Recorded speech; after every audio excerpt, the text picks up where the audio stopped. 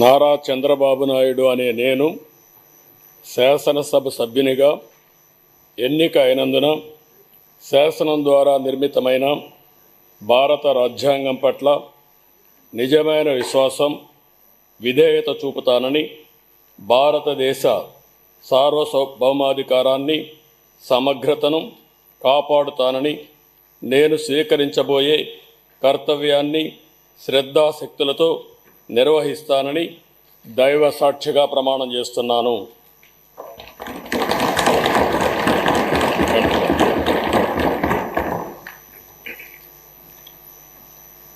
ఆంధ్రప్రదేశ్ శాసనసభ సభ్యుడైన నారా చంద్రబాబు నాయుడు అనే నేను సభ నియమాలకు కట్టుబడి ఉంటానని, వాటిని అనుసరిస్తానని, సభా మర్యాదలను పాటిస్తానని, సాంప్రదాయాలను గౌరవిస్తానని దైవ సాక్షిగా ప్రమాణం చేస్తున్నాను.